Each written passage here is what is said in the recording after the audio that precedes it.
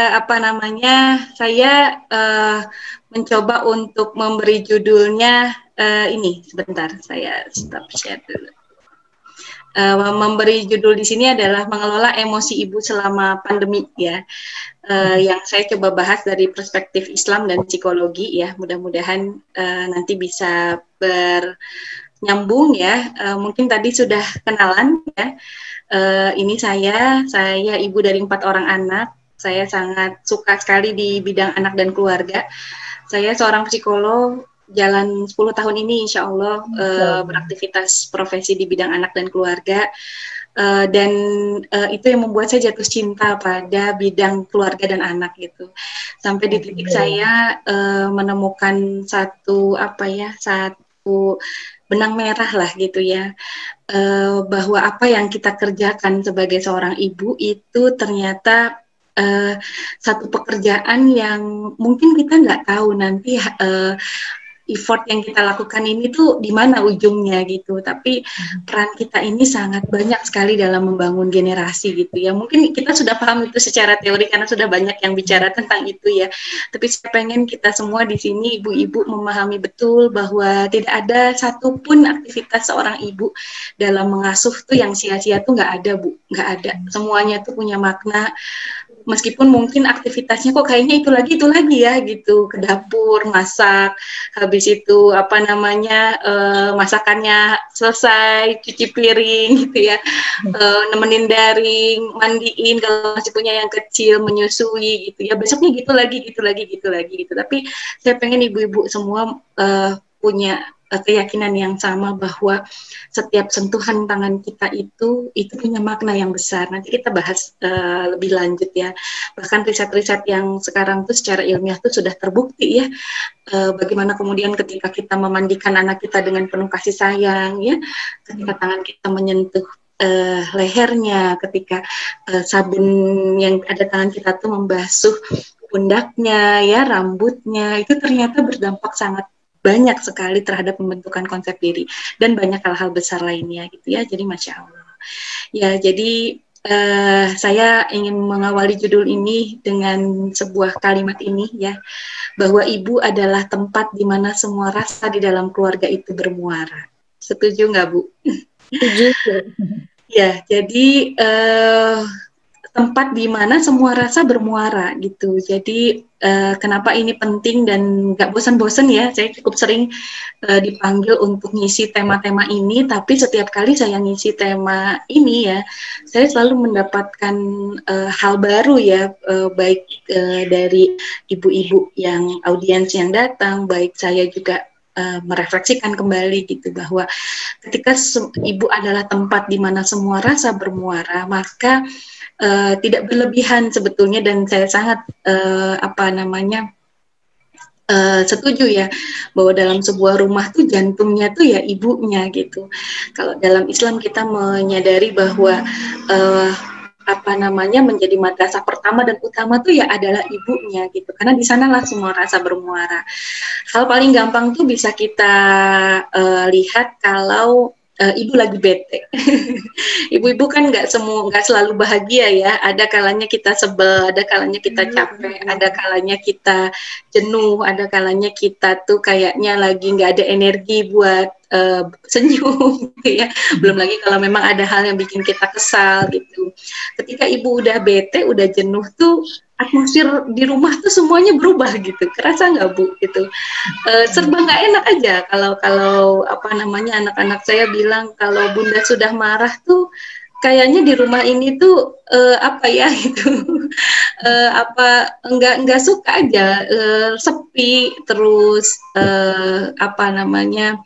mereka jadi ngerasa nggak nyaman, mereka merasa bahwa ada sesuatu yang hilang gitu ya, dan begitulah gitu ya, Masya Allah.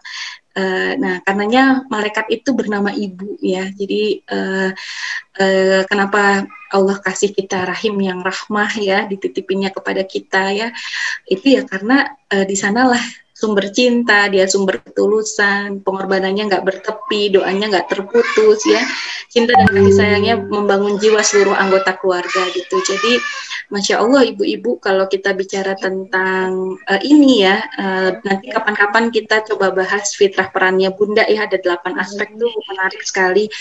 Ibu tuh dikasih sama Allah diinstal kemampuan sebagai pusatnya cinta ya. Jadi sumbernya cinta tuh Allah instalnya memang di ibu bukan di ayah gitu. Jadi kenapa sih ibu tuh kalau anak nangis dipeluk ibu dia bisa diem gitu ya. Anak lagi sesenggukan misalnya main sama temennya lari-lari jatuh dia cari ibu, kemudian cuman dipupuk sama ibu tiba-tiba sakitnya hilang gitu ya. Kenapa sih seorang suami gitu ya kalau dia lagi nggak enak di pekerjaan gitu ya, kenapa kita diberi tugas sama Allah sebagai qurrata a'yun itu karena punya obat alami gitu ya sebagai sumber cinta, sumber ketulusan dan lain-lainnya. Nah, hanya barangkali yang menjadi concern kita bersama ya, ibu-ibu ini apa kabarnya gitu ya, kita tanya sama diri kita tuh apa kabarnya sih diri kita gitu ya. Ibu-ibu boleh menggunakan kolom chat untuk berinteraksi ya, tidak harus menunggu pada saat sesinya nanti supaya saya bisa merasa tidak sendirian gitu ya. Jadi boleh, saya insya Allah senang sekali kok, saya suka sekali baca chat dan biasa saya panjat satu persatu ya. Ibu-ibu coba kita tanya sama diri kita ya, ibu-ibu ini apa kabarnya gitu ya, bahagia nggak kita dampingin anak-anak di rumah gitu ya, masih cukup banyak nggak nih jalan setahun ini kita pandemi ya, rasa sabar dan syukurnya itu masih banyak nggak gitu ya. Coba tanya sama diri kita sendiri gitu, jangan-jangan selama ini kita ngasih energi yang banyak sekali ya ke suami, ke anak-anak, ngurus rumah gitu. Tapi kita lupa sapa diri kita sendiri gitu ya. Saya pernah bawakan materi ini di ibu-ibu muda waktu itu tentang self love gitu ya. Kadang-kadang ibu sebagai sumber cinta tuh lupa untuk cinta sama dirinya sendiri. Bukan berarti ujub ya ibu-ibu, tapi sayang nggak kita sama badan kita nih? Pernah nggak kita tanya gitu, wahai diriku gitu ya, apa kabarmu gitu ya? Kamu lagi lelah, kamu lagi ngerasa apa ya hari ini gitu? Lagi merasa gagal, lagi merasa sedih kah gitu ya? Cukup nggak dia punya teman bicara gitu? Jadi sesekali waktu kita memang perlu Bu tanya seperti ini ya gitu, supaya kita punya energi gitu ya untuk senantiasa dengan diri kita. Suaranya kedengeran nggak Bu? Suara lagunya kedengeran? Ini lagu favorit saya. Dengerin ya. Tak lelo ledong jep menengok anakku cah bagus, anakku sing bagus rupane,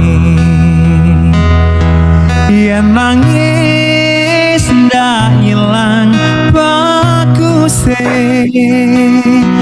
tak kadang bisa urip mulya dadiya satria utuh. Oke, nanti dilanjutin lagi. Ini lagu Jawa. Bapak saya orang Jawa. Ada yang tahu lagu ini? Judulnya Tak Lelo Lelo Lelo Ledung. Kalau orang Jawa ya, kalau mau boboin bayi itu dipakein lagu ini ya. Jadi tak lelo lela lelo ledung gitu liriknya tuh.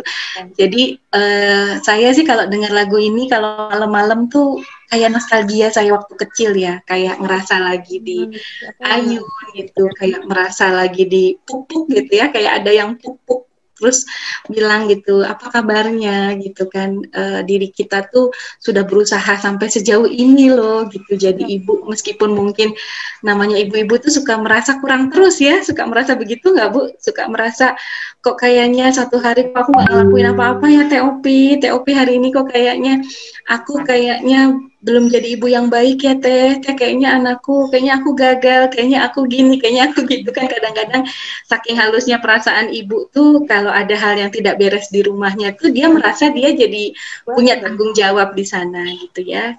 Sementara tadi ya kita cukup punya waktu untuk diri kita sendiri ya. Ibu itu sendiri juga secara dalam Islam dia itu jadi pusatnya sakinah, dia sumber ketentraman di rumah ya. Jadi tadi saya sudah sebutkan juga ya, diinstal sama Allah tuh banyak sekali perangkat-perangkatnya ya. Pelukan yang menghangatkan, tatapan yang menenteramkan, lisan yang meneduhkan gitu ya. Jadi masya Allah banyak sekali kekuatan yang bisa diberikan oleh seorang ibu ya. Tapi kita juga jangan lupa gitu ya, pintu masuknya seseorang itu juga pintu masuknya dalam keburukan-keburukan itu juga dalam sebuah rumah masuknya juga dari pintu seorang ibu gitu ya. Saya pernah buat tulisan ini, saya lupa berapa tahun yang lalu ya, 5 tahun yang lalu, tahun 2016 kalau tidak salah. Judulnya Ibu Lelah Rehatlah. Mungkin ibu-ibu ada yang pernah baca, karena ini dulu cukup banyak di-share sama puluhan ribu ibu-ibu ya, di-share ulang waktu itu. Kondisinya tahun 2016 itu, waktu itu anak saya masih 2. Kami tinggal di Kuala Lumpur.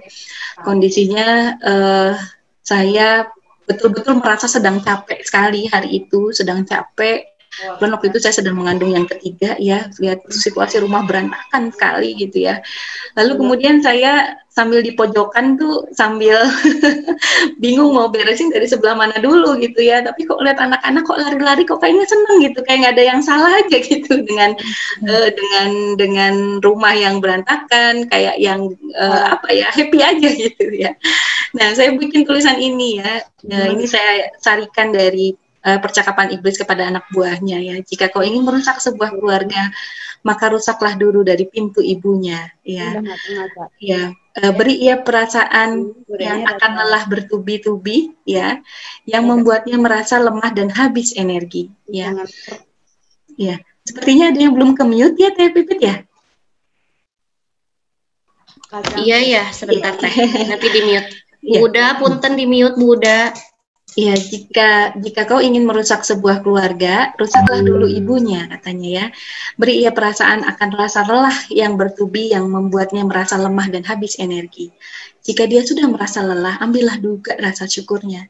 Biarkan dia merasa bahwa hidupnya habis untuk mengurus keluarga, dan buatlah dia tidak memiliki apapun selain lelah yang diperolehnya. Setelah diambil rasa syukurnya, buatlah dia menjadi orang yang tidak percaya diri. Ya, jadi perhatikan tahapannya ibu-ibu. Biasanya dikasih rasa lelah dulu. Setelah rasa lelah bertubi, itu biasanya kita ngerasa capek ya, sudah capek terus kita diambil rasa syukurnya. Biasanya kalau sudah begini kita jadi kehilangan energi untuk melihat bahwa apa yang kita miliki ini sudah cukup baik kok gitu. Banyak hal yang bisa kita syukuri, sebaliknya kita jadi ngelihat kok kayaknya kita tidak lebih baik dari orang lain gitu ya. Kita merasa kita belum apa-apa, kita merasa waktu kita habis gitu ya. Dan biasanya setelah ini nanti tahapan yang berikutnya adalah rasa kepercayaan dirinya ibu tuh diambil. Nah, ketika rasa kepercayaan dirinya ibu tuh diambil, maka kita jadi kehilangan kemampuan untuk melihat diri kita sendiri. Maka kita jadi sibuk ibu-ibu untuk lihat kebahagiaan orang lain. Dan kita jadi lupa akan kebaikan yang kita miliki ya. Kita akan merasa kecewa, merasa tidak berharga. Dan jika itu sudah terjadi, maka ambillah juga sabarnya. Nah, pada bab ini biasanya pintu terakhir ya, yang ini jadi jalan masuk untuk datangnya syaitan-syaitan yang lebih besar. Gaduhkan hatinya agar dia merasa banyak hal yang berantakan dalam rumahnya, kurang ini, kurang itu ya, nggak beres di sini, nggak beres di situ.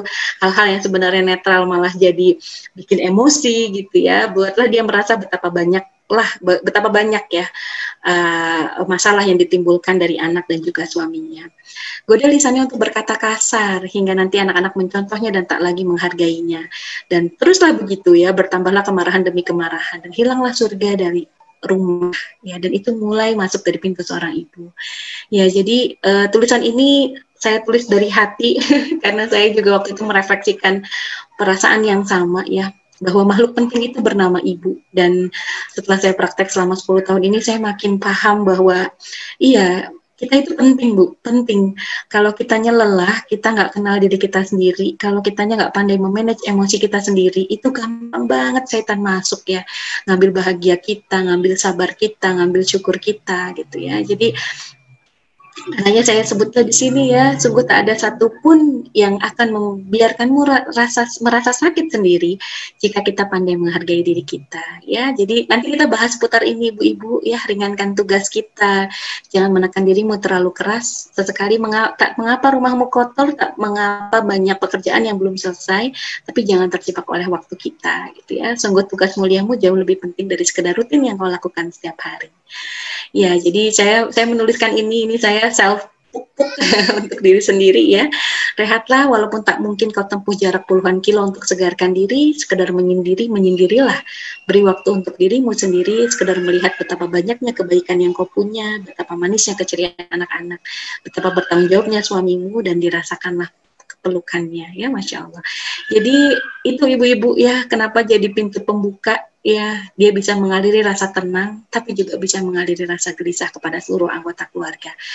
Dan dalam hal ini setiap pertambahan usia, situasi keluarga, tentu kan punya dinamikanya sendiri ya, gitu. Jadi kayak sekarang, dulu sampai pernah banyak sekali di selama pandemi ini ibu-ibu yang datang konsul, Teh Opi, aku tuh dulu ibu yang sabar kok Teh, gitu, kok sekarang aku jadi nggak sabar ya Teh, gitu misalnya. Teh Opi, ya Allah, gitu, aku Teh kehilangan chemistry lah ya dengan anak sulung, biasanya yang paling sering jadi gara-garanya tuh si sulung nih gitu ya, karena biasanya tuntutan kita sudah cenderung lebih banyak gitu ya. Tapi aku teh guntreng wae gitu ya sama anak-anak, TOP gitu. Dengan suami tuh kayaknya suamiku di rumah WFH tapi rasanya tuh lebih lah dari WFO gitu ya, banyak sekali yang kerasanya kurang gitu ya, karenanya emosi ibu berkaitan dengan kemampuan kita mengelola rasa lelah, rasa sabar dan syukur setiap harinya ya. Dan kalau bicara tentang anak-anak, bicara tentang pengasuhan, percayakah Bunda bahwa emosi kita dengan anak-anak dan pasangan kita itu tersambung ya. Jadi saya sering sekali bawakan materi tentang ini ya, dan kaitannya dengan daring, dengan pandemi ya.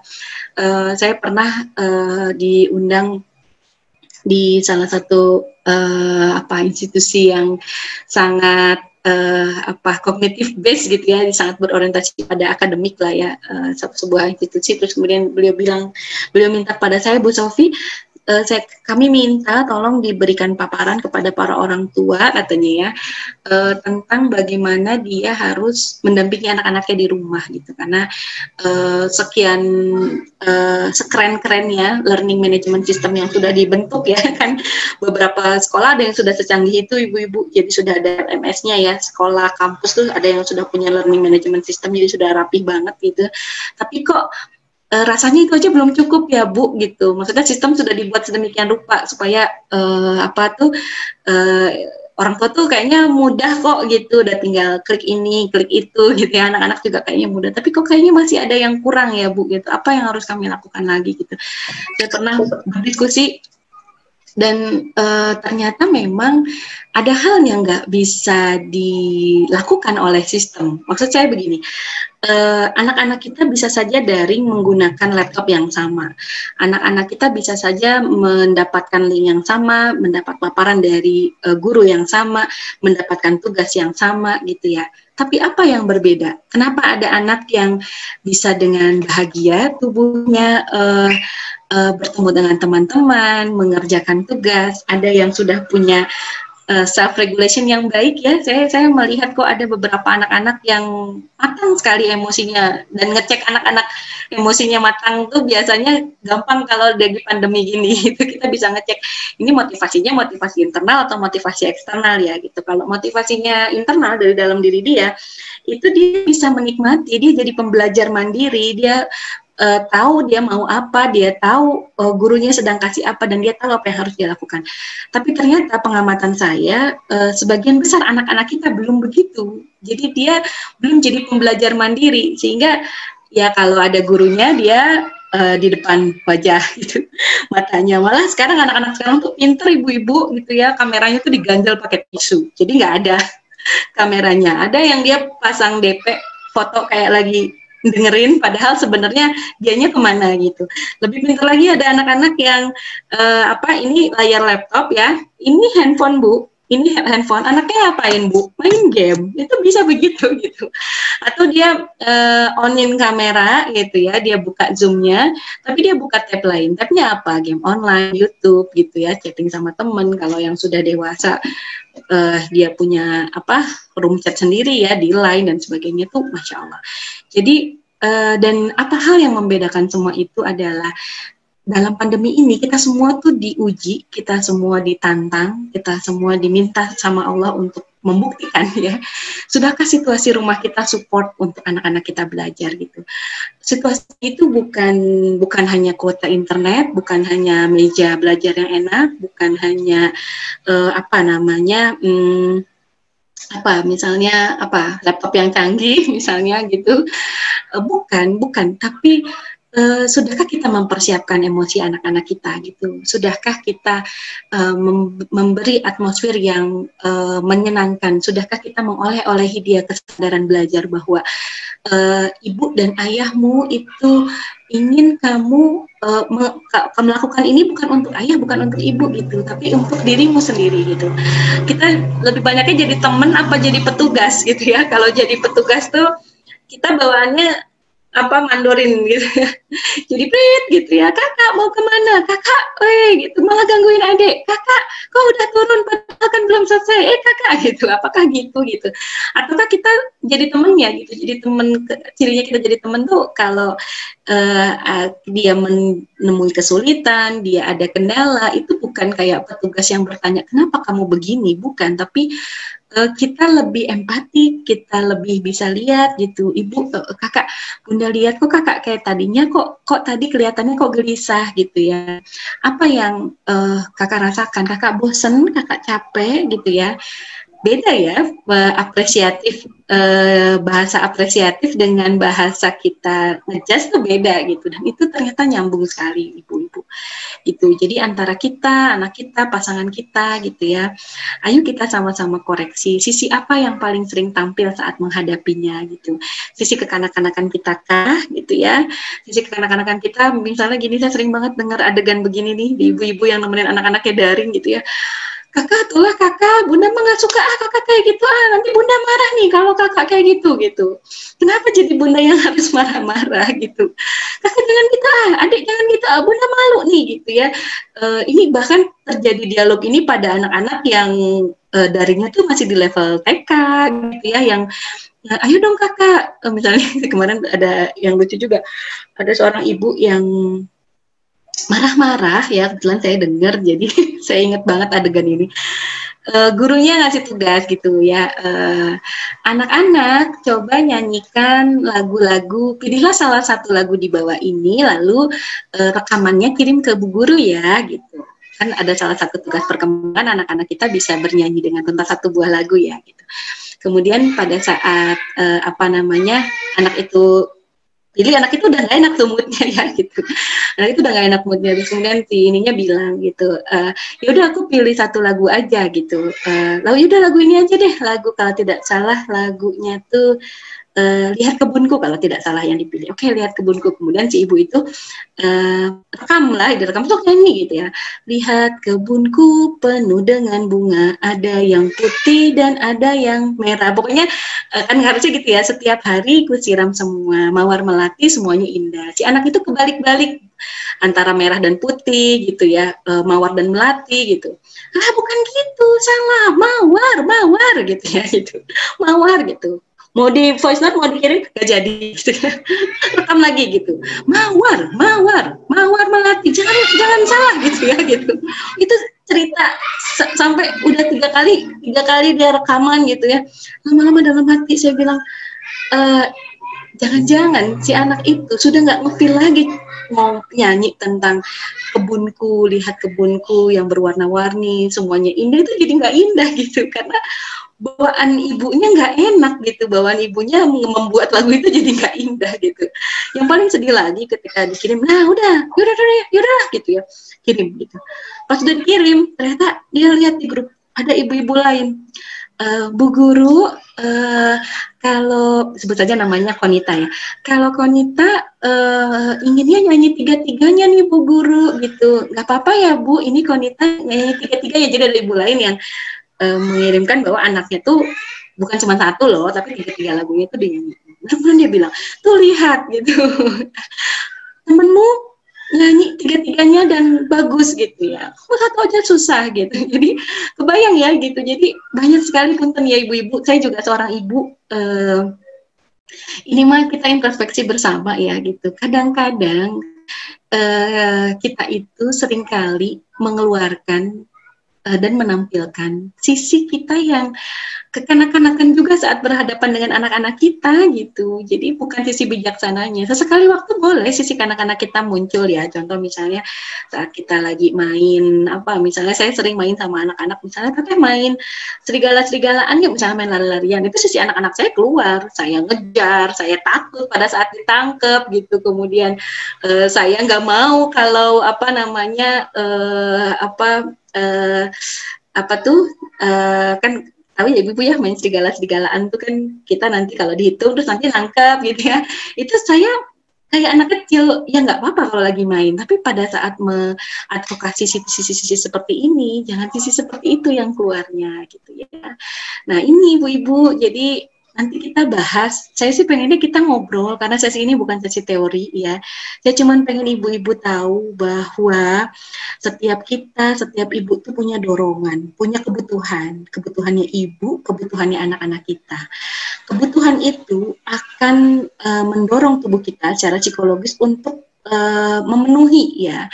Contoh misalnya begini, kebutuhan-kebutuhan itu misalnya lapar, haus, pengen disayangi, ngantuk, pengen tidur, haus, pengen minum, gitu. Itu kebutuhan-kebutuhan. Dia akan mendorong kita untuk melakukan itu ya. Nah, yang terjadi kalau apa namanya, masa-masa kita saya sebut aman tentram lah ya gitu.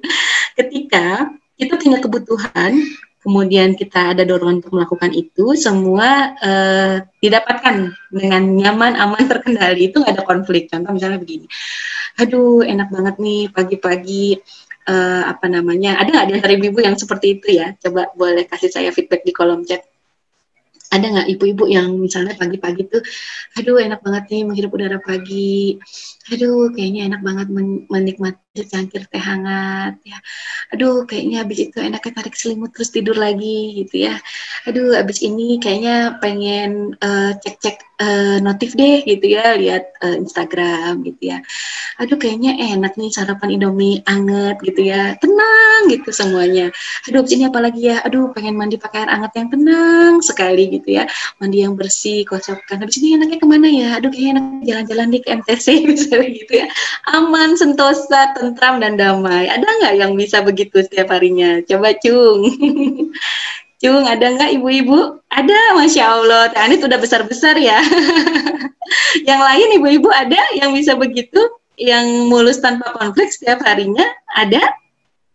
Adakah? Ada nggak? Pengennya mah gitu ya, nyatanya enggak. Iya sama Teh Pipit. Ya ada lagi ibu-ibu yang lain, boleh kok ayo ngobrol di kolom chat gitu ya. Banyaknya kalau ibu-ibu yang masih punya anak-anak di bawah 10 tahun biasanya ya, itu kita ada bentrokan ya, karena kita menghadapi anak-anak yang juga punya kebutuhan, ada anak-anak yang juga kebutuhan itu mendorong dia untuk melakukan sesuatu, sehingga akhirnya jadi begini, jadi pakai trap gitu ya. Ini kalau anaknya 1, kalau anaknya 4 ya berarti ada 4 skema begini, belum nanti suami ya, mungkin nanti ada mertua, mungkin ada yang lain ya. Jadi tapi inilah sunatullah ya, kalau kita hidup, mengasuh, kemudian ada kendala, ya itulah dinamika mengasuh ya ibu-ibu. Tandanya kita hidup, tandanya kita sama Allah dikasih kesempatan terus setiap harinya gitu ya. Nah jadi karenanya saya tulis di sini, pertanyaan yang perlu kita hayati bersama adalah, sudahkah kita mengenal apa yang kita butuhkan? Atau jangan-jangan yang kita butuhkan ini rumit gitu ya, sejauh mana kita bergantung pada orang lain. Sebagian besar anak-anak itu merasa bahwa kebutuhan ibunya itu rumit. Contoh misalnya, kakak mau kemana belum mandi? Hei, hei, hei, hei, jangan keluar rumah. Ayo, ayo, masuk dulu ke dalam rumah. Mandi dulu, mandi gitu ya, gitu. Anaknya akhirnya mau keluar rumah, masuk dulu ke rumah, mandi gitu ya. Udah masuk ke rumah, diem. Ngapain sih diem-diem kayak gini teh? Enggak lihat apa cucian piring ibu banyak gitu ya. Gitu ya. Ya anak tuh dalam satu waktu bingung, ini ibunya pengen apa sih sebenarnya? Keluar rumah nggak boleh, di dalam rumah disuruh cuci piring gitu ya, gitu. Udah bantuin cuci piring, iya, iya, iya. Kenapa ngomongnya kok iya iya iya gitu, kamu nggak suka disuruh-suruh gitu ya, salah lagi gitu ya. Jadi kebayang ya Bu ya gitu, udah cuci piring, tuh ngerjain sesuatu tuh yang bener dong gitu ya, kok dia ini asal gini sih gitu. Coba deh bayangin, dalam waktu 10 menit aja udah berapa banyak kebutuhan kita gelisah karena anak kita keluar rumah, kita ada kebutuhan untuk dibantu sama anak kita ada kebutuhan anak kita untuk rapi, ada banyak sekali, Masya Allah. Sampai saya sering diskusi sama teman-teman ya, para ustadz dan ustazah yang bergelut juga di Islamic Parenting, mereka tuh suka bilang, ya intinya mah ya TOP katanya, orang tua tuh suka banyak sekali keinginannya ya, rumit, tapi kita suka lupa apa sih yang Allah pengenin dari anak-anak kita. Sebetulnya tidak lebih rumit dari apa yang kita inginkan, gitu ya. Jadi Masya Allah ya, jadi nanti ini kita bahas saja. Biasanya kalau emosinya lagi nggak bagus, kita berpotensi kehilangan diri kita ya, ngerasa sepi, ngerasa susah bahagia, gampang gelisah, gampang resah, ngerasa ketinggalan, ngerasa berbeda gitu ya, ini banyak sekali. Ya, jadi nanti kalau kita mau punya kesadaran diri yang baik ya, bisa punya manajemen emosi, itu sebenarnya kuncinya ini ibu-ibu.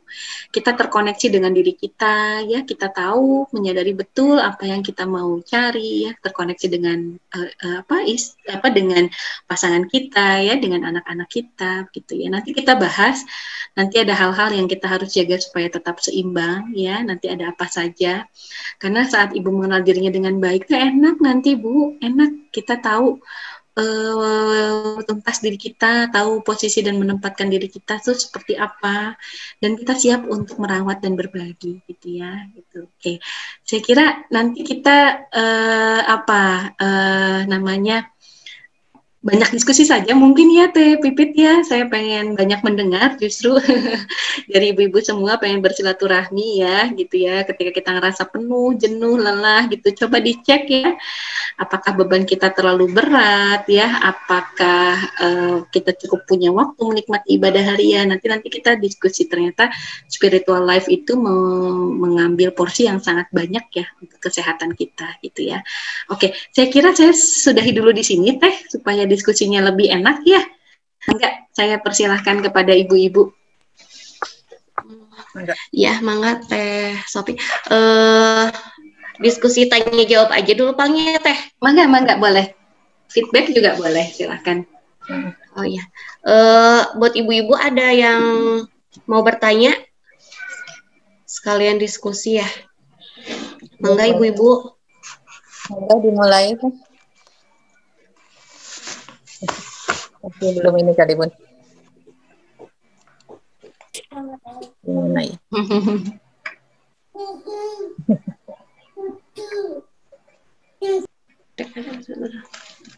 Bentar.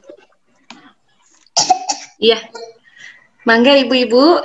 Harapannya sih saya bisa bersilaturahmi dengan ibu-ibu semua, karena harapannya ini bukan sesi teoritis ya ibu-ibu ya. Saya yakin ibu-ibu mah gudangnya teori, insya Allah banyak sekali yang sudah diketahui, sudah banyak ikutan parenting, sudah banyak ikut dan dengar kajian ya, insya Allah. Saya mah tidak ragu, insya Allah ibu-ibu tuh yang diketahuinya sudah banyak gitu, yang diuji sama kita mah areanya area amal ya Teh Pipit ya gitu, bagaimana kita mengamalkan apa yang sudah kita tahu gitu. Karenanya mari kita berdiskusi, ada kendala-kendala apa yang dihadapi barangkali ya, boleh terkait anak-anak di sekolah tentang daringnya, baik itu terkait dengan diri kita, terkait dengan pasangan kita, mangga saya insya Allah siap menemani diskusi ibu-ibu sekalian. Ya. Mangga ibu-ibu, kalau yang malu boleh di chat.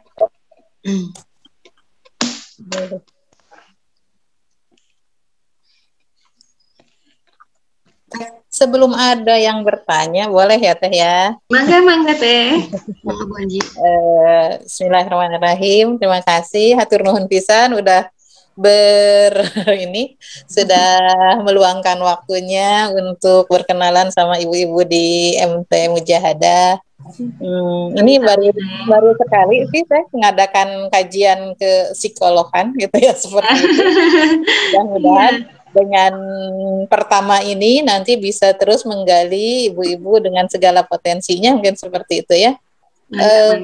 Yang ingin saya kemarin sampaikan sebetulnya memang seperti yang tadi disampaikan bahwa teori sebagus apapun atau konsep sebagus apapun untuk anak, jika ibunya belum siap, mungkin ya seperti itu mungkin sulit kita untuk menyampaikan. Artinya PR besarnya itu ada di ibu. Mungkin seperti itu ya kalau saya masih menganggap seperti itu. Makanya ketika si ibu menjadi nanti penyampai terbaik, maka anak nggak usah istilahnya mah tinggal jalan, mungkin seperti itu ya. Artinya pengembangan konsep pendidikan ini kalau menurut saya mungkin lebih ke ibu. Nah sekarang bagaimana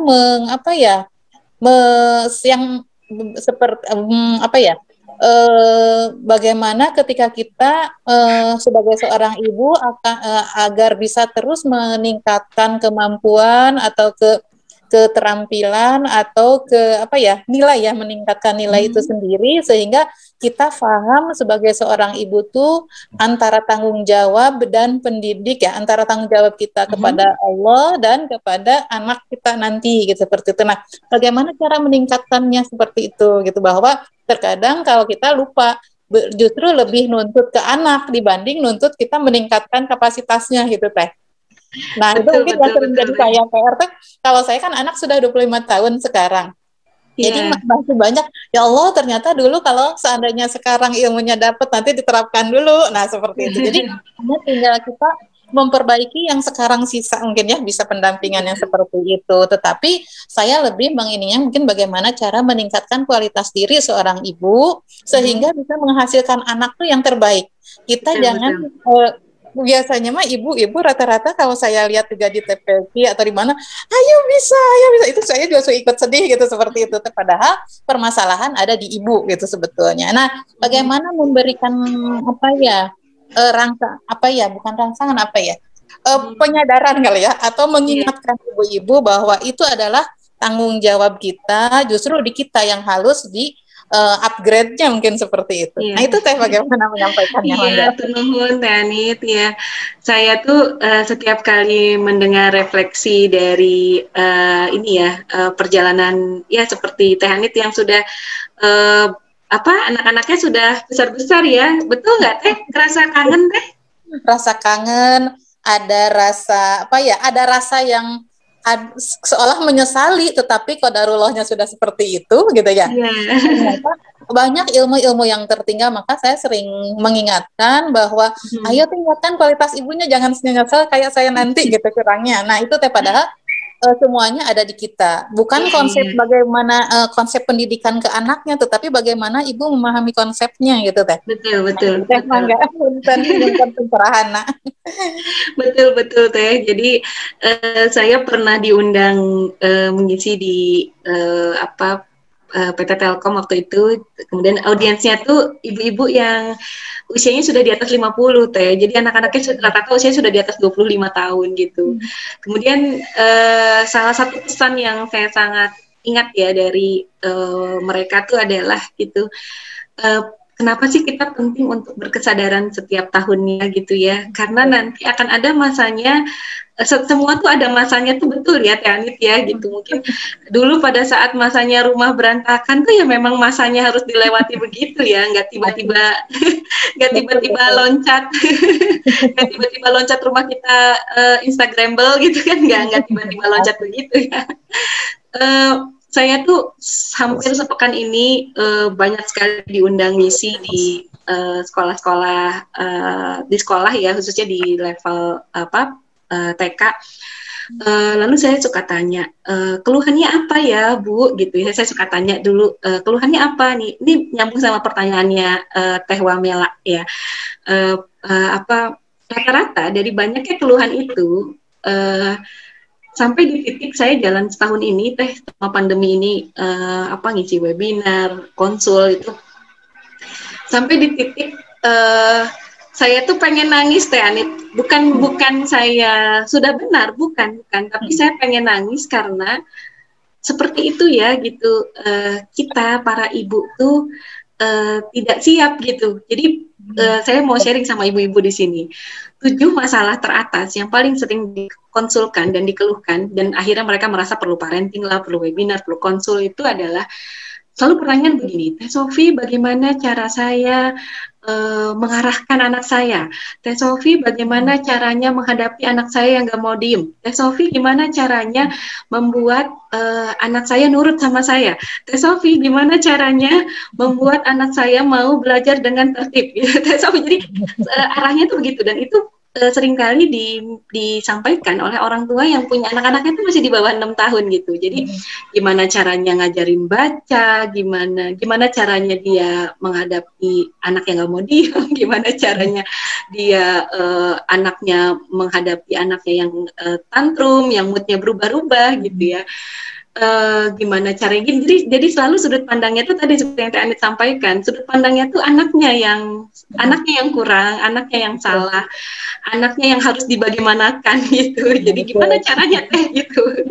sampai itu saya pernah diundang di salah satu sekolah, saya sampai minta dikoreksi judulnya. Jadi di judulnya itu adalah begini, bagaimana cara mengajar manajemen emosi anak. Jadi itu penyelenggaranya TK. Saya bilang manajemen emosi anak. Saya bilang ibu pengennya outputnya apa? Iya katanya supaya anak-anak itu tuh tahu gimana caranya harus bersikap sama orang tuanya. Saya bilang kayaknya ada yang kebalik dari spanduknya. Saya bilang bukan anaknya yang harus belajar, kita dulu yang harus belajar. Telunjuknya jangan sibuk begini, tapi telunjuknya tuh ke sini gitu. Jadi kalau telunjuknya gini tuh sebenarnya 4-nya tuh ke sini loh gitu ke kita. Jadi satu poin yang penting adalah memang harus penuh kesadaran tuh itu ya Teh Anit dan bunda-bunda semua gitu bahwa kita ini orang tua, kita tuh dikasih tugas ngasuh ya, dan kita tuh nggak boleh lupa bahwa dulu kita juga nggak langsung bisa gitu. Kenapa kita saya juga mengevaluasi diri saya sendiri ya. Kenapa pengasuhan 10 tahun terakhir ini tuh adalah pengasuhan yang tergesa-gesa gitu. Kita nggak sabar ngebarengin prosesnya gitu. Maka kata-kata yang sering keluar dari mulut kita adalah Bunda harus ngomong kayak gimana lagi sih sama kamu gitu ya. Bunda harus ngajarin kayak gimana lagi sih? Kok nggak ngerti-ngerti sih? Kok gitu lagi sih? Kan udah janji gitu. Kita tuh suka nggak sadar bahwa kita nunggu anak-anak kita tuh pengennya cepet-cepet bisa gitu. Sampai kadang saya sering bilang di ruang-ruang konsul, Ibu, apakah putranya mau kuliah besok? Kan enggak ya, umurnya baru 4 tahun, 5 tahun. Terus kita minta dia tertib, minta dia duduk tenang. Saya bilang, Ibu ini lagi ngasuh anak-anak atau ngasuh boneka Susan gitu. Kalau boneka Susan sih diem aja ya gitu. Tapi kan enggak ya, ini anak-anak gitu yang punya daya, punya rasa gitu. Jadi memang bab ini nanti kita diskusikan ya ibu-ibu. Tapi saya mungkin sedikit sharing di sini, coba saya share. Ada beberapa hal yang sebetulnya bisa kita ikhtiarkan Teh Anit. Saya tadi sempat tulis sebetulnya di sini. Saya coba lihat kalau tadi pertanyaannya nih di sini nih ini. Nah, jadi kelihatan ya, sudah kelihatan ya, gitu. Jadi sebetulnya kalau secara saya suka sekali kalimat Maimun bin Mahron ini dalam salah satu kajian Takziyatun Nafs ya. Dia mengatakan bahwa jiwa itu ibarat sekutu dagang yang suka berkhianat, katanya. Kalau Anda tidak mengawasinya, maka dia akan pergi membawa hartamu sebagaimana jiwa akan pergi membawa agamamu. Jadi ini ngasih kita warning sebetulnya bahwa jiwa kita itu kalau nggak diawasi gitu ya, itu bisa membawa pergi seperti seseorang yang berkhianat membawa hartamu gitu. Sama seperti jiwa akan pergi membawa agamamu gitu. Jadi kalau kita bicara tentang berkesadaran ya, tentang aspek takziyatun nafs dalam diri seorang ibu gitu, ada di siapa kendalinya? Itu sebenarnya kendalinya ada di kita sebagai seorang ibu. Ya, nah sebetulnya ibu-ibu, kalau pengalaman saya mendampingi ibu-ibu di berbagai komunitas dan di ruang-ruang konsul juga pengalaman saya belajar dari kesalahan-kesalahan saya sendiri, ternyata memang 8 hal ini mesti kita jaga terus Teh Anit ya. Jadi ada 8 aspek ini ya, jadi kita mesti punya terus ya. Jadi ini seperti roda gitu ya, dia seperti roda dalam sebuah sepeda, atau kalau diibaratkan roda ya bulat tuh dia seperti jeruji-jerujinya gitu. Kita mesti tetap punya, seriuh apapun ya, sesibuk apapun itu kita mesti punya waktu untuk punya spiritual life yang baik ya. Kadang-kadang ini sering kali jadi PR karena sudah merasa jadi ibu, kemudian kita kadang suka abai tanpa sadar ya. Jadi sholatnya di akhir, atau sholatnya tergesa-gesa gitu, atau mungkin kita dengan banyak dalih sibuk di rumah, di kantor dan anak-anak, kita jadi nggak sempat tilawah Quran gitu dan seterusnya. Jadi tetap harus punya. Ini sebetulnya kalau kita kaji dalam perspektif psikologi Islam, ibu-ibu, ternyata ini ngambil porsi 60% loh Bu. Jadi ini ternyata porsinya cukup besar. Kita yang masih diantara kesibukan kita masih punya waktu yang baik untuk spiritual life, itu roda-roda yang lainnya cenderung lebih stabil dibandingkan dengan yang tidak cukup punya waktu untuk spiritual life gitu. Jadi salah satu hal untuk mensiasatinya tuh, kalau saya boleh saran ya ibu-ibu, diantara sekian banyak waktu yang riuh gitu ya, tapi waktu-waktu tentang primary time kita untuk ibadah mah jangan riuh gitu. Jadi banyak caranya yang bisa dilakukan ya. Contoh misalnya saya misalnya bicara sama suami saya, salah satu bentuk kolaborasi dengan suami saya adalah tolong dukung dan bantu saya untuk bisa beribadah dengan benar gitu. Jadi beribadah dengan benar dan baik dan tenang gitu ya. Jadi pada saat waktunya sholat, kalaulah dari 5 waktu sholat tuh mungkin kalau zuhur riweh ya, asar riweh gitu ya. Dari 5 waktu sholat yang minimalnya kita punya isya yang tenang, kita punya subuh yang tenang gitu ya. Kalau maghrib mungkin suami belum pulang, masih terburu-buru gitu. Kalau rasanya itu masih belum cukup bisa support gitu ya, kita tambah energi-energi langit lainnya gitu ya. Ada disiapkan duha, disiapkan ada sholat qiyamul lail gitu. Jadi kalau saya sih percaya Teh Anit dan bunda-bunda yang lain, ngasuh itu nggak bisa mengandalkan kemampuan diri kita sendiri. Saya pengen kita percaya itu. Nggak bisa kita ngasuh pakai kekuatan diri kita sendiri, itu nggak bisa. Kita mesti ngunduh energinya, energi langit gitu. Dan itu didapat dari sini gitu ya. Nah, nanti selain ini ada aspek healthy life ya, jadi tetap punya waktu untuk berolahraga, tetap punya waktu untuk makan makanan sehat ya, tetap harus punya waktu untuk kalau yang bekerja ada working life ya, mungkin mengerjakan satu aktivitas. Kalau yang ibu-ibu yang di rumah, sebetulnya punya working life ini adalah waktu-waktu yang bermanfaat, yang bisa kelihatan hasilnya gitu. Misalnya kita lagi senang banget nyobain resep tertentu gitu ya, kemudian kita kelihatan ya hasilnya, minimalnya anak-anak mungkin kirim tetangga gitu. Jadi ada sesuatu yang membuat kita berenergi ya, kelihatan hasilnya gitu ya, di luar aktivitas rutinnya kita gitu ya. Learning life ini juga disarankan ibu-ibu tetap miliki hal baru untuk dipelajari selain dari ilmu yang kita pelajari dulu di bangku kuliah gitu. Jadi kan kebanyakan ibu-ibu tuh ilmu terakhir yang dipelajari itu karya tulisnya adalah skripsinya gitu ya gitu. Padahal kalau kita mau tetap memiliki berkesadaran tadi ya, full ya, tetap miliki aja Bu, apapun yang baru, apalagi sekarang kelas-kelas tuh banyak ya. Saya juga selama pandemi ini jadi belajar aja apapun, misalnya membuat kompos, bahkan sekarang tuh kelas beberes juga ada ya Bu ya gitu, kelas untuk sekarang ada banyak lah gitu ya, banyak sekali aktivitas. Jadi tetap miliki itu. Family life jelas ya, aktivitas waktu dengan keluarga. Aesthetic life ibu-ibu jangan sepelekan ini ya, tetap harus punya waktu-waktu untuk mempercantik diri, mempercantik rumah, menikmati keindahan gitu ya, melakukan hobi itu tetap harus ada. Kemudian social life ya, alhamdulillah nih kayak seperti ini nih, kita nggak ngurung aja sendiri di rumah gitu ya. Dan kita memiliki personal growth life ya, jadi memiliki pertumbuhan secara personal. Oh ya dulu tuh aku tuh biasanya sih lebih enak ngobrol sama pasangan ya gitu. Saya sih harus meluangkan waktu ya, saya nanti pengen kita ngobrol nih ibu-ibu, masih punya banyak waktu nggak gitu ya. Kalau saya boleh saran, di antara semua padatnya aktivitas tuh, tetap punya obrolan bermakna ya sama suami gitu ya. Bahasa saya sih pillow talk lah ya sambil mau tidur gitu. Itu saling feedback gitu dan nanti bisa saling feedback. Oh ternyata bunda yang sekarang nih di tahun yang ke-11, yang ke-10 dan seterusnya ternyata beda kok sama waktu dulu kita awal nikah gitu. Ada yang bertambah, kesabarannya kah, ketekunannya kah, dan yang seterusnya ya. Jadi ada hal yang bertambah dari diri kita. Nah ini sebenarnya aspek yang baiknya sih dijaga terus ibu-ibu dalam keseharian kita. Biasanya kalau mulai bahasa saya mulai oleng gitu ya teh ya gitu, biasanya ada salah satu yang nggak seimbang gitu. Contoh misalnya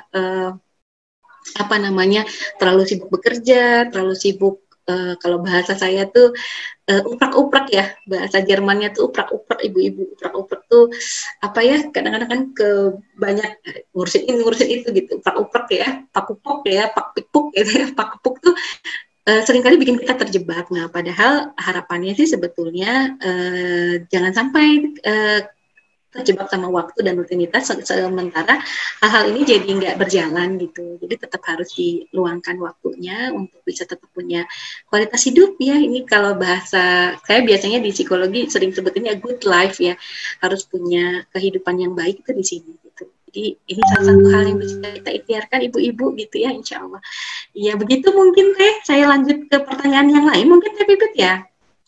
Ya, mangga Teh Sophie, ada Teh Mela sama Teh Tessa ya di sini yang nanya. Oke, baik. Mau dibacain Teh? Saya baca sendiri aja Teh. Oh, iya, iya, baik. Iya, dari Teh Mela ya. Baik, Teh Mela putranya 2 ya, 5 tahun dan 1 tahun, lagi riuh-riuhnya. Apakah aku yang merespon riuh? Sama kok Teh. Memang kalau masih punya anak-anak kecil di rumah tuh riuh. Saya juga di rumah 4 anaknya Teh Mela, dan ini kayaknya jadi episode paling rock and roll gitu ya. Karena hati kita dilatih buat sinkron ya, dengar suara teriakan, tangisan, gitu aja gitu ya. Jadi memang Masya Allah. Ya, kemudian nanti di sini kemudian disebutkan ya, hadir sepenuh jiwa dan raga dalam membersamai anak-anak itu cukup sulit dengan pengasuhan saya dan pasangan dulu. Adakah masukan dari Teh Sophie agar setiap waktu dalam membersamai anak-anak bisa lebih baik lagi dan tidak sekedar nemenin main, mandiin, makan, dan sebagainya? Baik, pertanyaannya bagus banget Teh Mela, dan ini saya kira juga bukan hanya untuk Teh Mela ya, tapi juga untuk bunda-bunda yang lain. Kayak yang gampang ngucapinnya memang hadir penuh, itu gampang ya, cuma 2 kata, hadir penuh gitu. Tapi ternyata bisa jadi yang sering kali kita lakukan itu hadir mah hadir gitu ya, tapi hadirnya udah penuh gitu, beda ya. Jadi mindful sama mind yang full beda itu. Kalau mindful mah kan kitanya hadir yang utuh ya, itu mindful ya, MINDFUL gitu. Tapi kalau yang sering kali terjadi tuh full, kitanya udah full di kepala kita, di hati kitanya tuh udah full, udah kepenuhan. Nah biasanya hal paling simpel yang bisa kita identifikasi pada saat seperti itu adalah coba dicek gitu ya, Teh dan juga bunda-bunda semua, apakah di kepala kita masih banyak hal yang rumit tentang mengasuh. Jadi biasanya sih hal-hal yang bikin kita rumit itu harapan kita sendiri kok Teh. Biasanya harapan kita sendiri kok yang bikin rumit tuh. Contoh misalnya nih di kepala kita konsep mengasuh adalah aku harus jadi ibu yang baik, menyuntikkan makanan yang sehat, suamiku pulang rumahnya sudah beres, anak-anak bersih, terawat, sehingga kalau ibu mertua datang nggak malu gitu ya. Anakku sudah bisa tertib, ini itu. Nah, coba di list gitu ya. Kalau saya kapan-kapan kalau ada kesempatan lain, boleh sekali. Saya punya kelas khusus buat ibu-ibu yang anak-anaknya di bawah 6 tahun. Jadi kelasnya Amazing 0 sampai 6. Jadi bersama berjuang di 6 tahun pertama, saya ada kelas khusus tentang itu. Temanya nanti kapan-kapan bisa belajar bareng. Yang menariknya, saya sering minta ibu-ibu untuk melakukan apa yang disebut dengan basic identification feeling. Jadi basic identification feeling itu dia membuat list ya tentang emosi-emosinya dia sendiri gitu. Jadi biasanya saya suka minta suami pas harapannya apa sih gitu ya, dia jentrein harapannya apa, istri tuh harapannya apa sih gitu ya, dia jentrein apa harapan suami dan istri kepada pengasuhan, jentrein semuanya. Nanti saya minta kita lihat bareng-bareng gitu ya, suami lihat apa sih yang jadi harapannya istri, istri juga sebaliknya gitu ya. Yang menariknya kadang-kadang yang bikin kita penuh dan jadinya nggak hadir utuh adalah kita salah mempersepsi harapan. Jadi salah mempersepsi harapan itu satu, itu paling sering kejadian salah itu bisa di situ. Apa yang dimaksud dengan salah mempersepsi harapan itu kita sering ngerasa kita seolah dituntut untuk begitu sama pasangan kita, sama menantu kita, mertua kita, sama tetangga kita gitu. Padahal sebenarnya nggak ada yang nuntut gitu teh gitu. Jadi salah satu penyebab penuh tuh biasanya gara-garanya itu ya. Jadi misalnya begini.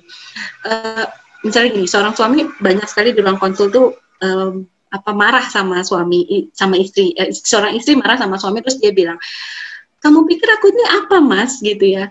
Kamu tuh ngawinin aku, terus kamu minta aku ngelakuin semuanya dengan baik gitu. Biasanya pencetusnya simpel, misalnya anaknya kurus, anaknya sakit, terus kemudian suami nanya, makanya atuh mah, anaknya tuh jangan dikasih makan es krim terus atuh. Makanya tuh mah, coba dilekenin lah makannya gitu. Dan dia tuh sebenarnya mau kok makan gitu. Kalimat itu netral nggak? Netral nggak ibu-ibu? Netral nggak Bu? Netral ya?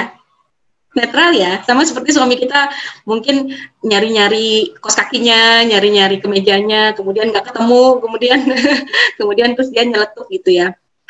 Ya tuh Bu, lain kalimat atuh diberesin atuh. Kos kaki teh biar ayah nggak susah carinya gitu. Netral nggak kalimat itu? Netral nggak? Netral ya. Kalau perasaan kitanya lagi netral, tapi bisa jadi itu jadi kalimat pencetus pertengkaran ketika kitanya penuh. Maksud kamu apa? Kamu pikir aku di rumah nggak ngapa-ngapain? Kamu pikir kerjaan aku? Kayak gitu loh Bu. Jadi ini menarik ya. Jadi termasuk kayak gitu Teh Mela. Jadi coba saling ngobrol sama pasangan gitu. Dikelirin ya. Apalagi kalau punya anak kecil. Salah satu tips paling awal adalah menyederhanakan harapan pengasuhan. Jadi menyederhanakan harapan pengasuhan tuh apa yang suami tuh pengen, apa yang teteh pengen gitu.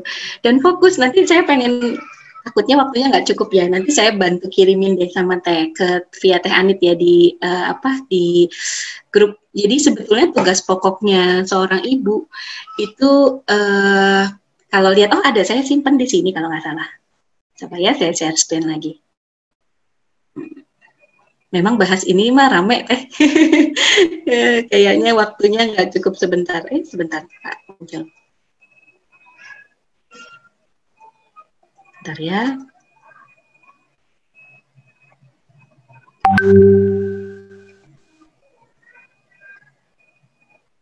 Saya simpan di sini. Coba deh lihat Teh Mela. Ini kelihatan layarnya ya Teh Pipit ya? Terlihat Bu, terlihat Teh. Kalau yang kolaborasi ayah, peran ayah bunda kelihatan? Iya, terlihat Teh. Kelihatan ya. Oke.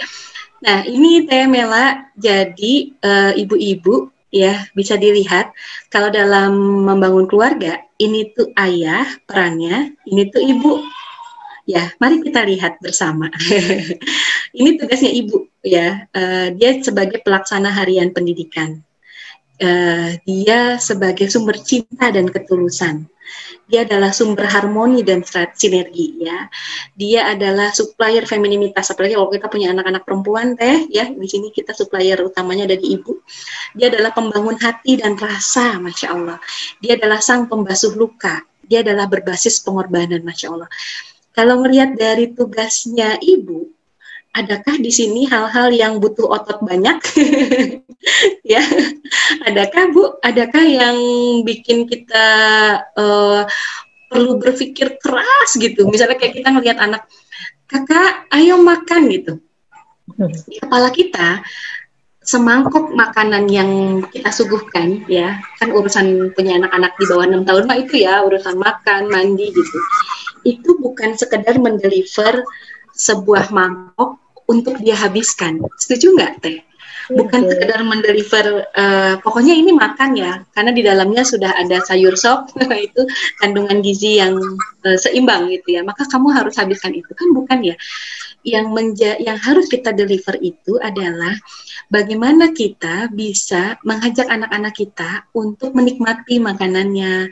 Teh, lihat deh Bunda bikin apa. Saya yakin ibu-ibu juga melakukan itu ya gitu.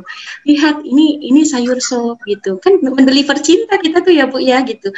Ibu bikin tuh sepenuh hati, potong wortelnya, potong sosisnya gitu. Yang dengan kalau orang tua dulu tuh kalau ngasih makan tuh suka diusap-usap. Ibu-ibu ngalamin nggak? Orang tua saya ngalamin, ibu saya ibu rumah tangga sejati ya. Kalau mau makan tuh sambil kita makan tuh ibu saya ada di sebelah saya, terus dia usap-usap kepala saya, usap-usap pundak saya, terus dia bilang gitu, sehat anak ibu, sehat, sing jadi daging makanannya, sing sehat, jadi ilmu jadi daging. Ibu saya suka bilang gitu, jadi ilmu jadi daging katanya gitu. Jadi dan saya makan dengan lahap dan saya menikmati setiap gigitannya gitu. Tapi barangkali pemandangan itu udah jarang kita temui sekarang gitu. Karena ketika kita ngasih makan gitu ya anak-anak kita, yang ada di kepala kita adalah makanan ini harus segera habis karena setelah ini kita harus ini, habis ini harus ini. Maka ketika anak kita bilang, aku nggak mau makan sayur sop, aku maunya goreng nugget gitu. Maka kita langsung gitu, kita langsung reaksinya beda lagi gitu. Jadi itulah Bu, Teh, kenapa orang-orang zaman dulu orang tua kita tuh nggak ada ilmu parentingnya gitu ya, bahkan mungkin kalau dicocok-cocokin sama teori psikologi tuh mungkin banyak yang kurang tepatnya gitu, tapi anak-anaknya soleh-soleh kok gitu. Kenapa? Karena mereka mengerjakan tugas utamanya Teh, mereka mendeliver rasa cinta, mereka mendeliver cinta yang banyak, dan itu yang ternyata jadi obat pengawet ya sampai kita sudah sebesar ini gitu. Jadi itu Teh, jadi kalau ditanya gimana caranya supaya mindful, salah satu tipsnya adalah kita berupaya untuk mengerjakan segala sesuatunya tuh hal yang paling sederhananya. Boleh saran Teh Mela, jangan buru-buru ya. Jadi apalagi anak 5 tahun dan 1 tahun itu kan sebetulnya tugas sederhananya tuh adalah rasa cinta, aman dan nyaman Teh. Itu sederhana itu kok anak-anak di bawah 6 tahun tuh. Jadi lakukan dengan perlahan ya, misalnya begini, lagi mau ngajarin si kakak, misalnya kata adik datang gitu ya, adiknya ngerusuhin gitu ya, nggak apa-apa gitu, adik mau apa, adik mau belajar sama kakak di pangku, oh ya nggak apa-apa, berarti kesempatan sama kakak tuh belajar kok, anak kakak sulung, anak-anak kita yang sulung yang punya adik-adik tuh belajar kok bahwa ketika dia diinterupsi sama adik, ketika bundanya lagi riweuh, mereka tuh belajar apa itu artinya menunggu, mereka belajar apa itu artinya berbagi gitu. Jadi don't thinking too much Teh soal hal-hal seperti ini gitu ya, nikmati, cari celah banyak hal gitu ya, dan kitanya mesti happy Teh. Jadi kalau tadi lakukan pelan-pelan ya, jadi kalau main, kalau mandi ya, saya sih seringkali kalau urusan-urusan yang kayak gini tuh, kalau punya anak-anak kecil ya, suami saya sering bilang, senengnya punya anak-anak kecil di rumah, kata dia, karena kita tuh punya 1001 alasan tuh buat bahagia terus gitu. Kita ngelihat celotehnya, denger celotehnya, ngelihat tingkah laku riwuhnya ya gitu, itu hiburan gitu Teh gitu. Jadi itu barangkali Teh Mela mudah-mudahan menjawab ya, lakukan dengan perlahan, sederhanakan standar pengasuhan kita gitu ya, nikmati setiap hari-harinya, dan yakinlah bahwa sebenarnya anak-anak kita tuh nggak butuh banyak kok gitu, anak-anak itu butuh kita yang bahagia ya. Itu barangkali Teh, mudah-mudahan terjawab ya. Betul Teh Mela, betul. Nggak harus semuanya selesai sekarang, dan nggak harus semuanya selesai sendiri. Nggak apa-apa kok gitu. Coba tanya deh sama suami, Mas, kamu tuh seneng kalau aku kayak gimana sih gitu? Aku kelihatan seksi kalau lagi apa sih Mas gitu? saya pernah nanya kayak gitu sama suami saya. Kemudian suami saya bilang, Bunda tuh kelihatan cantik kalau lagi main sama anak-anak. Udah itu aja gitu. Jadi ternyata jauh dari perkiraan kita tentang cantik kan gitu. Jadi Masya Allah ya, itu Teh Mela. Nanti Insya Allah kalau Teh Mela berminat, nanti kita belajar lebih spesifik di kelas kecil ya, di 0 sampai 6 tahun. Teh Tessa, Teh Sofi izin bertanya, apakah wajar kita memberikan reward dalam bentuk hadiah atau makanan kepada anak terhadap sesuatu yang telah dicapai oleh anak? Apakah akan menjadi sebuah kebiasaan? Baik Teh Tessa, sebetulnya bab tentang reward and punishment ini, kalau boleh jujur secara konsep psikologi, ya boleh. Jadi kalau secara konsep psikologi itu sebetulnya reward and punishment itu baru sesuai dilakukan di atas usia 10 tahun sebenarnya Teh. Di atas usia 10 tahun. Ya, nanti kapan-kapan kita sebentar.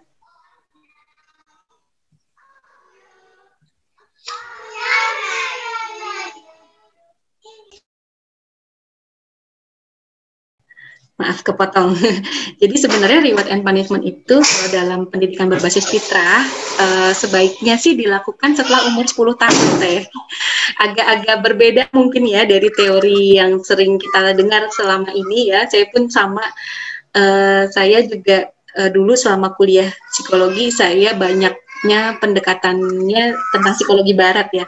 Tapi ternyata kalau kita belajar lebih mendalam tentang pendekatan berbasis fitrah, sebetulnya yang perlu kita tanamkan kepada anak-anak itu baiknya adalah kesadaran Teh. Jadi yang harus ditumbuhkan di sini gitu. Jadi nanti kita akan belajar setelah itu nanti terbentuk di usia 7 sampai 10 kita ajari dia namanya consequential learning. Jadi itu beda Teh. Reward and punishment beda dengan consequential learning. Nanti kalau anak kita masih di bawah 6 tahun, yang ditumbuhkan kesadarannya untuk melakukan itu, bukan karena dia akan mendapatkan sesuatu gitu. Sebetulnya bukan berarti saya saklek melarang itu dilakukan, bukan ya Teh, tapi yang perlu kita peka adalah anak-anak kita tuh sudah sadar belum ya bahwa hal itu tuh penting. Contoh saya sering sekali menemukan fenomena begini, kemarin ada yang konsul, TOP anakku baru mau ngerjain tugas daring, mau setor tugas, kalau dikasih uang. Jadi misalnya ngerjain tugas bahasa Inggris 10.000, matematika 10.000, itu nanti kumulasiin tuh satu pekan dapat berapa, dan kalau dihitung-hitung tuh setiap anak bisa dapat minimal 150.000 dari tugas yang dia kerjakan. Kira-kira tepat nggak menurut ibu-ibu? Enggak ya Terina ya. Kenapa? Karena sebenarnya yang dia kejar itu adalah rewardnya gitu. Kesalahan yang kedua adalah, apalagi kalau anak-anaknya yang kemarin konsul ke saya tuh anaknya sudah SMP Teh. Jadi sesuatu yang menjadi tanggung jawabnya itu bukan jadi urusan orang tua untuk bisa memastikan itu terjadi sebetulnya. Sayangnya kita suka over intervensi tentang itu. Kita lebih takut kita disebut sebagai orang tua yang nggak benar gitu. Ini anaknya siapa nih yang nggak ngerjain tugas nih gitu. Bundanya siapa nih? Ini kayaknya bundanya nggak ngajarin nih di rumah. Kita lebih takut begitu. Sehingga ketika anaknya nggak mau ngerjain tugas, kemudian dia ngancam, kemudian dia kita jadi berusaha merasa perlu melakukan segala cara agar yang penting anaknya ngerjain tugas. Bahkan banyak yang dikerjain sama ibunya. Saya tidak sedikit melihat potret ibu-ibu yang lagi kerja di kantor itu prakarya anak TK-nya gitu, anak SD-nya dikerjain sama satu tim di kantor. Ada yang lipat-lipat, ada yang nempel-nempel stick es krim gitu. Dan itu kan bukan itu ya Bu, gitu bukan. Jadi tahapannya 0 sampai 6. Nanti saya sebenarnya ada slide lagi tapi khawatir waktunya nggak cukup Teh. Jadi di 0 sampai 6 tahun itu tahapannya membangun kesadarannya. Nanti setelah terbangun kesadarannya, nanti baru ada consequential learning. Nah, jadi sebetulnya contoh lain misalnya begini, adik baca Iqra ya, nanti kalau baca Iqra, nanti boleh nonton YouTube. Ya, rata-rata anak kita jadi semangat baca Iqra. Tapi sebenarnya baca Iqra-nya itu bukan karena dia tahu dan berkesadaran bahwa aku tuh seneng loh belajar Iqra sama Bunda. Apa yang dia kejar? YouTube-nya. Jadi cara ngeceknya gampang. Kalau si reward-nya diambil, perilakunya masih dilakukan nggak? Kalau perilakunya tidak dilakukan, tandanya ibu belum berhasil. Tandanya ibu baru menyandingkan satu goals ya dengan hal lain yang sebenarnya itu tidak berhubungan gitu, tidak signifikan. Karena jangan kaget Bu, banyak sekali perilaku-perilaku yang dulu kan anakku mah bager dah teh gitu, tapi begitu SMP bermasalah gitu, begitu SMA baru kelihatan nakalnya gitu, ketika kesadarannya tidak dibangun ibu-ibu gitu. Jadi itu ya teh ya. Nah nanti kalau sudah di atas 6 tahun, usia 7 sampai 10 tahun, consequential learning. Jadi dia akan belajar mendapatkan konsekuensi dari apa yang dia lakukan. Jadi kalau anak-anak saya udah di atas 7 tahun, ketika dia tidak, misalnya kayak anaknya tidak ngerjain tugas ya, karena dia misalnya malas bangun, terus dia nggak datang tuh pertemuan pelajaran di pertama misalnya gitu ya, maka itu konsekuensi gitu. Ibu nggak usah memprovide misalnya, tunggu, biar ibu tanya, tadi sebenarnya tugasnya apa sih, tadi PR-nya apa sih, nggak usah gitu.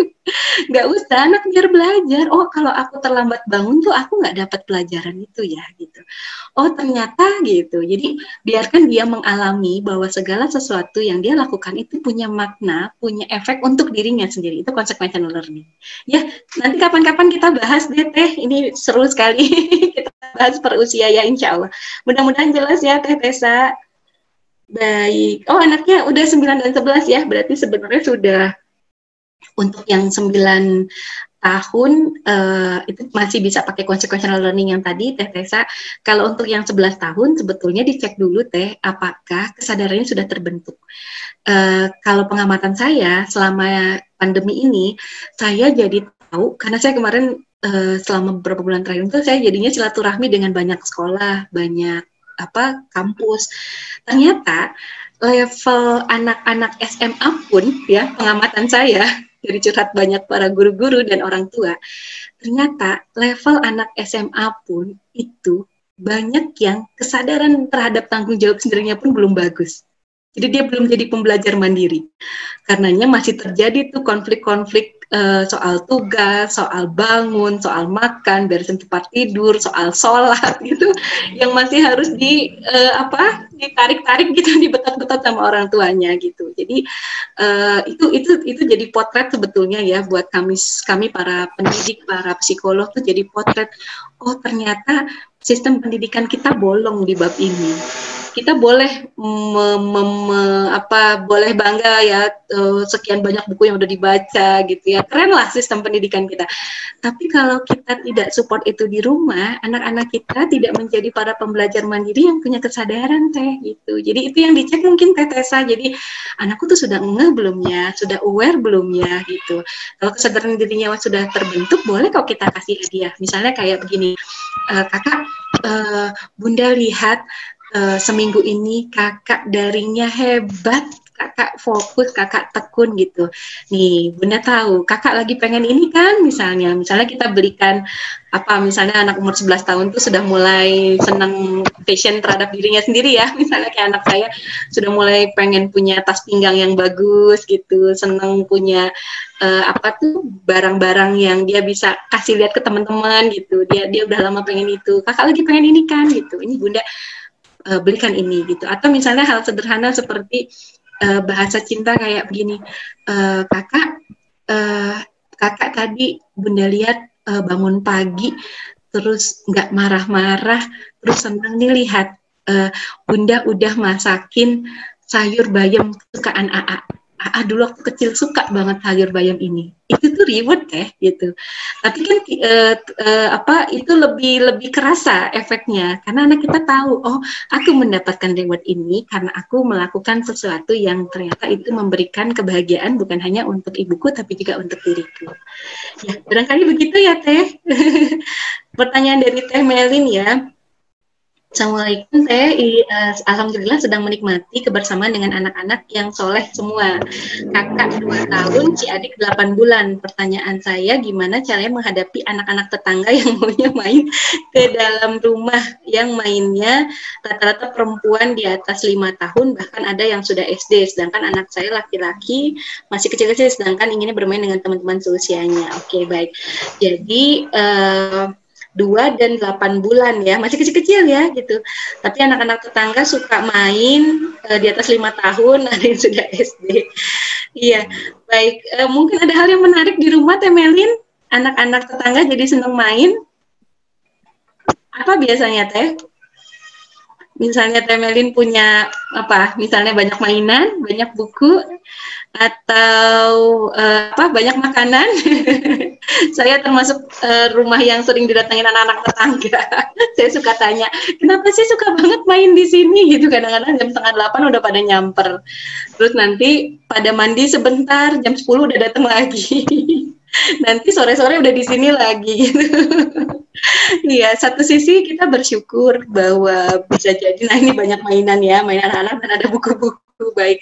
Iya, jadi satu sisi mudah-mudahan itu jadi barokah tersendiri Teh Melin ya, ada mainan, ada buku-buku yang mungkin mereka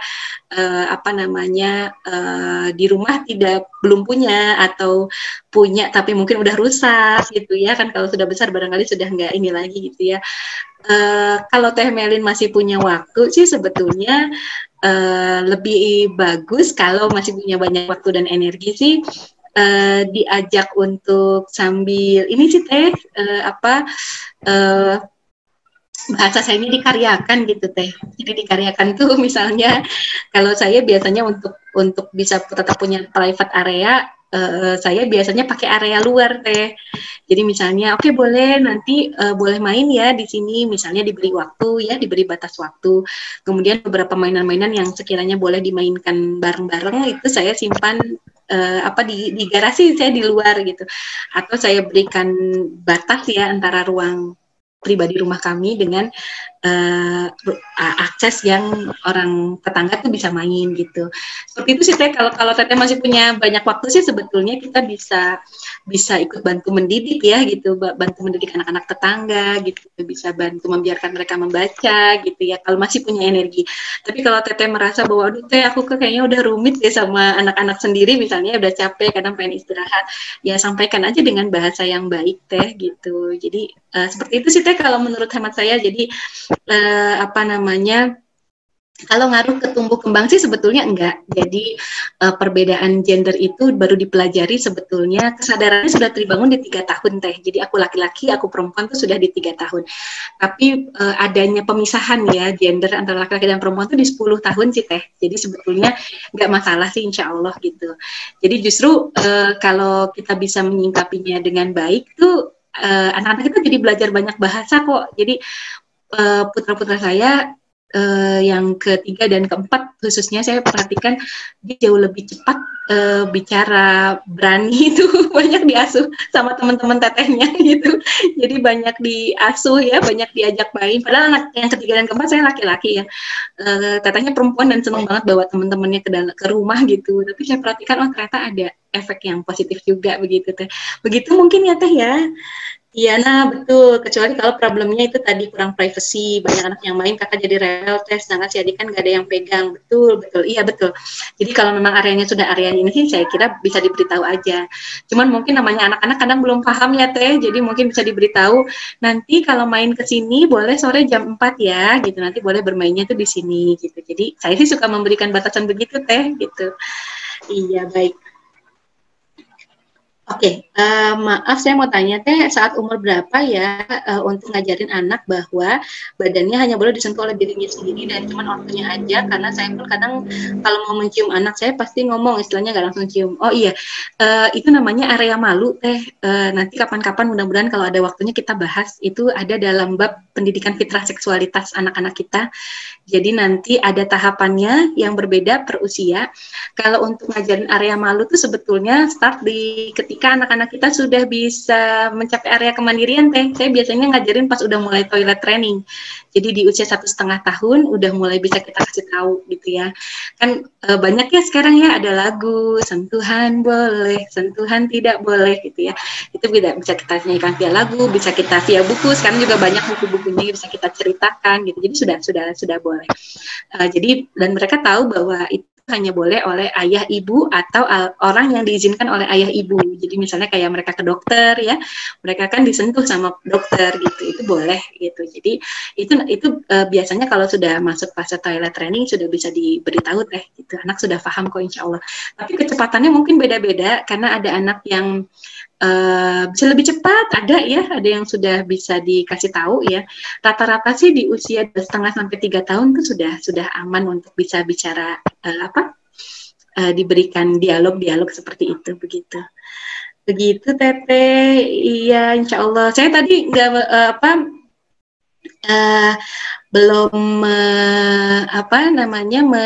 menayangkan yang ini kenapa nanti kalau ibu-ibu mau belajar boleh sekali nanti insya Allah disambung di hari yang lainnya. Coba ini tadi untuk Teh Tessa, kelihatan nggak ya Teh Tessa? Nanti belum ya?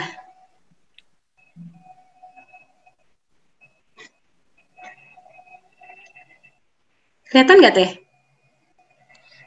Belum deh, belum muncul. Belum ada Teh. Oh belum ada ya? Oh saya lihat tadi. Oke sebentar.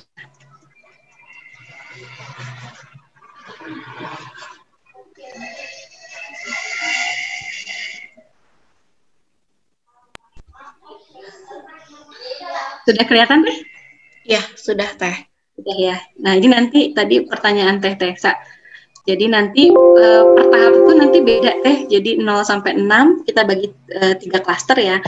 Jadi 0 sampai 6 itu orang tua masih jadi teman main. Nanti klaster 2 tuh 7 sampai 10 orang tua jadi pengarah. 11 sampai 18 tahun orang tua jadi coachnya ya. Ini nanti kita akan belajar. Nah, karena perjalanan kita sepanjang ini, Teh Tessa dan bunda-bunda sekalian, masa heroiknya 14 tahun. Jadi kalau dalam pendidikan berbasis fitrah, kalau dulu kita cuma kenal Golden Age itu 5 tahun, sebetulnya kalau kita belajar Golden Age itu 14 tahun. Lama ya, gitu. Iya, karena kita punya goals yang sangat banyak ya. Jadi ini yang tadi saya sebut Teh Mela di 6 tahun pertama itu yang kita mau oleh-olehin adalah kesadaran diri dan rasa penerimaan diri. Jadi kenapa tidak boleh nggak buru-buru gitu makan, mandi, semua harus dilakukan dengan mindful tuh karena kita mau ngoleh-ngolehin dia rasa ini Teh, rasa percaya diri, perasaan dia dicintai, perasaan dia diterima, perasaan dia berkesadaran. Karenanya kalau mandiin tuh kita bilang, kakak gimana rasanya mandi? Seger ya. Kakak cium nggak aroma tubuh kakak wangi, kecium ya wangi sabunnya ya gitu. Anak-anak saya kalau habis mandi suka kasih kepala, bunda aku wangi nggak bunda, terus dia suka ngasih mulutnya gitu, bunda gigiku wangi nggak gitu, bunda teteh segar pakai mandi pakai air dingin, bunda teteh suka kalau mandinya pagi-pagi. Nah sebetulnya yang kita oleh-olehin itu Teh self awareness, bukan sekedar mandi nggak gitu, dia malah mandi karena takut sama kita gitu, bukan itu ya Teh ya. Ini di 0 sampai 6 tahun. Nanti di 7 sampai 10 tahun oleh-olehnya ini biasanya proses belajar. Kita akan mengajar tentang regulasi diri dan kepercayaan diri. Baru nanti di oleh-olehnya nanti terakhir di 10 sampai 14 tahun. Nah, ini Teh nanti goalsnya apa? Anak kita siap Teh bertanggung jawab kepada dirinya dan Allah, insya Allah. Dia dewasa, dia ketemu peran dirinya. Gitu Teh, nanti kapan-kapan boleh kita belajar lagi insya Allah. Ya. Nah, nanti insya Allah panjang. Jadi pelan-pelan aja bahasa sayanya ini Teh, watch, wait, and wonder ya. Jangan terburu-buru, amati, kita tunggu dan kita nikmati setiap keindahannya insya Allah. Ya, saya kira itu mungkin ya Teh ya, insya Allah. Mudah-mudahan kita diberikan oleh Allah kesempatan ya untuk memberikan kemampuan untuk memberikan penerimaan yang utuh ya, insya Allah ya. Dan memberikan hadiah ini ya, kalau bahasa saya ada sebuah hak yang dengannya jiwanya tumbuh, yang dengannya binar matanya penuh ya, kawannya riang hatinya tenang dan merasa utuh. Hak itu adalah hadirnya kita insya Allah ya. Mudah-mudahan Allah memberikan kita kemampuan untuk bisa memahami ya, mendengar untuk memahami, melihat untuk menyimak ya, bukan untuk menilai. Memberinya ruang bertumbuh, melihat dunianya utuh, bukan dari cara kita melihat dunia. Ya, bismillah, semoga Allah memudahkan Teh, kita mulai dari hal yang kecil, mulai dari hal yang mudah ya, dan mulailah saat ini. Saya mengutip sebuah doa ya, yang diajarkan oleh Rasulullah. Ya Allah, aku memohon kepadamu untuk mudah melakukan berbagai kebaikan dan meninggalkan kemungkaran ya. Dan dalam hadis yang lain Rasul mengatakan, jika Allah menghendaki satu kebaikan dalam sebuah keluarga, maka Allah akan kasih di dalamnya kelembutan yang banyak ya. Mudah-mudahan Allah memberikan kepada kita Teh memberikan kepada kita anugerah rasa lembut yang banyak di dalam diri kita, sehingga kita siap untuk menjadi teman bertumbuh anak-anak kita. Sekian mungkin dari saya, Teh. Mudah-mudahan bermanfaat. Mudah-mudahan nanti ada kesempatan belajar lagi. Amin. Matur nuwun, Teh. Nuhun Teh Sophie, Masya Allah bahasannya menarik sekali. Nggak berasa ya waktunya juga sebenarnya kayak sebentar. Jazakillahu khairan kasiran Teh Sophie atas ilmunya. Semoga kita bisa menerapkannya dalam kehidupan sehari-hari dan menjadi kebaikan untuk kita semua. Amin. Kita mohon maaf kepada ibu-ibu apabila dalam pelaksanaan kegiatan masih banyak kekurangan. Semoga kedepannya akan terus lebih baik. Ya, kita tutup dengan bacaan hamdalah dan doa kifaratul majelis. Alhamdulillahirabbil alamin. Subhanakallahumma wa bihamdika asyhadu an la ilaha illa anta astaghfiruka wa atubu ilaik. Assalamualaikum warahmatullahi wabarakatuh. Teh Sophie hatur nuhun. Jazakillah. Mudah-mudahan nanti ketemu lagi ya di minggu depan insyaallah.